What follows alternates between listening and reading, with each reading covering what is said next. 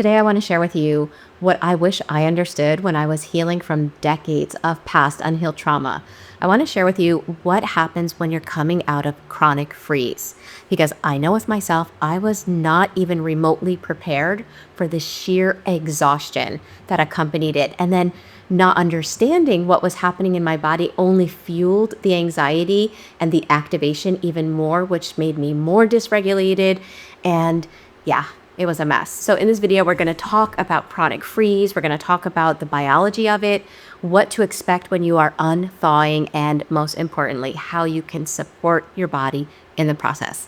That being said, let's dive in. For those of you that don't know me, my name is Michelle. I'm a Somatic Experiencing Practitioner and the founder of the School of Transformation, which is where I meet live on Zoom every week with survivors from all over the world of childhood trauma. Here on my YouTube channel, we talk about what healing is about, what it looks like, the symptoms of unhealed trauma. But in the School of Transformation, we do the inner healing together. So if you're ready to take the next step, make sure you join me weekly on Zoom. Something that I didn't understand when I was unthawing was why I was so tired. Because in my head, I was like, when I was in freeze, it's understandable that I would have been exhausted then, but I was getting things done. Now that I'm unthawing and I'm healing, why can't I get out of bed? Why am I so exhausted now? I thought now that I'm unthawing, I should have more energy. And while that does become the case with time, while you're unthawing, that's not the case. So there are two ways that we can understand this. First, imagine if you were clenching because you were in a dangerous place and you were clenching, right, 24/7, waiting for that danger, protecting yourself because you knew there was something in your surroundings that was extremely dangerous. Well, while you were clenching, you're not feeling tired at all. You're even alert, right? And you're doing whatever you need to do to stay safe. Well, let's imagine 7 days goes by and now you realize that you're no longer in that scenario. And so you stop clenching. At the moment you stop clenching, you're going to feel this sheer exhaustion. You may not have even realized how tense your body was until you finally let go. And so now you sense the ache in your muscles. You're shocked by how tired you suddenly feel. Well, that's what it's like coming out of the freeze response. It's not because we're weak that we're feeling tired, but it's because your body had been holding on for dear life for so long. And now that it's letting go, we sense just how much our body was going through. So the freeze trauma response is energy conservation. So our first go-to trauma response normally in the body is to fight. If something's happening in our environment, our body wants to fight and push whatever the threat is away. If the body's like, you're too small, like in childhood, you're too small to fight this, you can't, the next trauma response that your body would want to do is flee. We want to run away. Again, if you had childhood trauma, the body's like, you're too young. You need somebody to take care of you, which sadly, oftentimes is the caregivers that are causing the trauma in the first place. So now we're stuck in this environment. And so what happens is the body's like, since we can't fight or flee, we need to power down to simply survive. Kind of like a power saving mode on your computer or your phone where you can't plug in for a while. So you're like, okay, how can I conserve this energy? Let me turn off a lot of things that would take up this battery. Well, your body's doing that when it goes into freeze as well. And so obviously it can't completely turn you off, but what it will do is it will cause your heart rate to drop, your metabolism to slow down, your muscles to slack, your digestion pauses, and your emotions numb out. And so when this is happening, you might look calm and fine on the outside. And this is where it's a saying that I'm not a fan of, where people say, oh, children are so resilient. When in reality, what looks like resilience is oftentimes a child that is in freeze. They may look fine on the outside, but what is actually happening is that their nervous system has put them in pause. And all of that go-to, because remember, the natural tendency of our nervous system is to go to fight or flight. All of the energy to mobilize into fight or flight is in the body paused. And now we're frozen.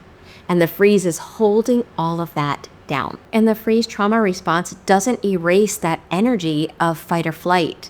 Instead, it traps it in your muscles, in your fascia, in your breath, and in your tissues. And this is the same thing that happens to the nervous system of animals as well. You think of a gazelle being chased by a lion, right? The gazelle's like, nope, can't fight, not going to win. So it runs.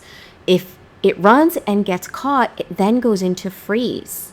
Now, the difference between us and animals is that, let's say the lion notices the gazelle in freeze and is like, oh, okay, like this is a done deal. This is dinner tonight. Let me go get the family.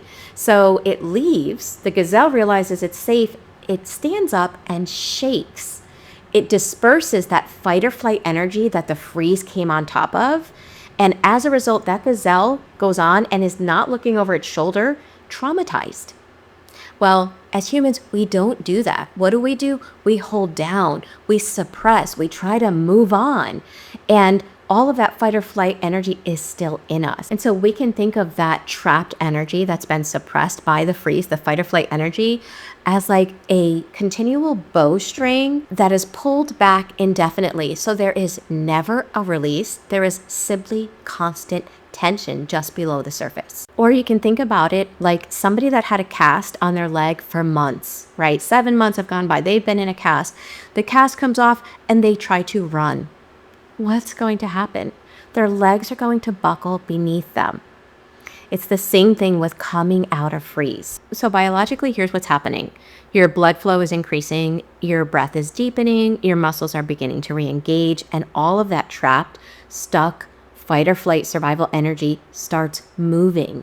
And movement after stillness takes work and it takes energy. It's like rebooting a frozen computer, but the system has to clear years of backlog first. So let's talk about what it might look like to be stuck in chronic freeze. You might feel like you're watching your life instead of actually living it. You might feel tired all the time. Emotions like joy, passion, creativity feel very distant, almost like a foreign language that maybe you spoke at one time, maybe you never got to speak it, but it just feels very distant from you. You might find yourself scrolling endlessly without ever really feeling satisfied by anything. And even when you are experiencing good things, it almost feels overwhelming. The negative feels overwhelming, and even the positives in your life might feel overwhelming as well. When my nervous system shifted me from fawn, which is people pleasing, right? I'm going to stifle and freeze myself. So it's part freeze, but it's also part socially engage in a way that makes someone else happy so that you stay safe. Well, that was my go-to for a very long time. And when my nervous system shifted me out of fawning and into freeze, I literally felt broken. I would even use that expression, like the day my nervous system broke, because there was a distinct moment where I could see a before and after, before freeze and after freeze were two very different things. So if that resonates with you, I want to let you know what I learned, what it took me a long time to learn, was that my nervous system wasn't broken. It was actually shifting gears because of present day trauma. My nervous system had learned that kept me safe at one time, so let's do it again. And so when you understand that your nervous system is not broken, it's simply doing what it thinks it needs to do to survive. It can take some of that anxiety of what's wrong with me, what happened to me, away, and it helps us to meet our nervous system where it's at and start working with it instead of against it. So oftentimes, the first thing that we do when we're healing from trauma is we start realizing that we had trauma, right? I didn't know for a long time. I didn't really understand it. The brain does so many things to try to keep us from feeling the pain of trauma, right? We can either be blaming ourselves, thinking it was our fault, or be stuck in magical thinking or whatever coping skill our brain engaged in to keep us from the pain of the truth that we were going through. Regardless, when we do start learning about trauma, it first starts intellectually, right? We get it. We're like, oh, that happened to me. This is why my nervous system is doing that. So we get it intellectually. And then I know with myself, I was like, okay, I understand it. Therefore, my body should follow. I don't have to stay in freeze anymore, right? I can live my life as who I really am. And I'm like ready, waiting for my body to do that. And it doesn't. And that's where we have to realize that healing and coming out of freeze isn't just a nice idea, isn't just something that we get intellectually, but it's actually a physiological event. Our muscles turn back on, blood flow returns to areas that were cold and inactive, emotions begin to surface and reappear, and all that survival energy, the adrenaline and cortisol, starts moving again. And that movement is like a power surge when the lights come back on after a blackout. Our body starts working so hard to re-regulate itself. It's not tired because we're doing something wrong or because we're going backwards or we're not healing. No, it's tired because it's finally doing something that it's been avoiding doing for a very long time, for some of us years or decades. And freeze isn't just physical, it also traps memory and perception. So when our nervous system starts unthawing, our brain begins to digest what was once too overwhelming to digest. So that can include emotional flashbacks. Suddenly we have waves of grief, anger, fear, abandonment, rejection. And then we can experience fatigue from all of that emotional processing. So not only is your body working hard, but your brain is rewiring and reintegrating as well. And that takes massive energy. Here are 5 tips that can help you to begin working with your nervous system as you're unthawing from freeze. Number 1 is rest with compassion. What I mean by that is sometimes freeze will have us stuck in bed, but if we are pissed off at ourselves, we are not working with our nervous system, we're actually working against it, and our body can view us kind of as the enemy. Rather than fighting the exhaustion or getting angry at it, we may have to give ourselves more time to rest. And remind yourself it is not laziness, it's rebuilding. Tip number 2, have a daily practice of tracking gentle sensations. Maybe sitting and just noticing your breath. And as you do, you may ask yourself, do I feel warmth in my hands? Is there coolness in my chest? Is there a flutter in my stomach? Even one tiny signal that you're able to notice means your body is waking up. So notice this without trying to fix anything. Tip number 3 is to have a daily practice again of orienting to safety using your eyes. So I know it seems weird, like why do I have to show myself where I am if I see where I am? Well, here's the thing with trauma, right? Our body today may see where we are, but if there is unhealed trauma in our body, there are pieces of us that are literally not registering our surroundings and where we are today. They are working very hard and reliving the trauma of yesterday. And so when we have a daily practice of showing our eyes, what are 3 things I see? What are 3 different colors I notice? What is something pleasant in my environment? And we're doing this every day. It's almost like we're like tapping the shoulder of our nervous system and saying, we're not there anymore.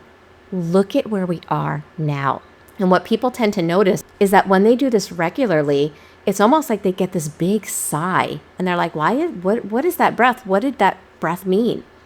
What it means is your body is now with your mind. Your mind knows you're in 2025. Your body might be in 1999. But when we use our eyes to orient, now your body is with you and you'll notice it with that breath. And then the last tip that I'm going to mention here, this is not all inclusive, but the last tip would be to get help. Doing this type of work, healing from unhealed trauma from the past, is extremely challenging. There's a lot of activation that comes up in our body. And so if you're ready to work with your nervous system consistently on a weekly basis, I want to invite you to come and join the School of Transformation. That's where we walk this journey together. We learn how to stop forcing the body and we invite it back into aliveness. We build nervous system capacity in layers, like emotional strength training. So whether you're deep in freeze or you're just beginning to stir beneath the ice, you don't have to come back to life alone. I'll leave the link here for the School of Transformation so that you can check it out and see if it might be just the resource for you.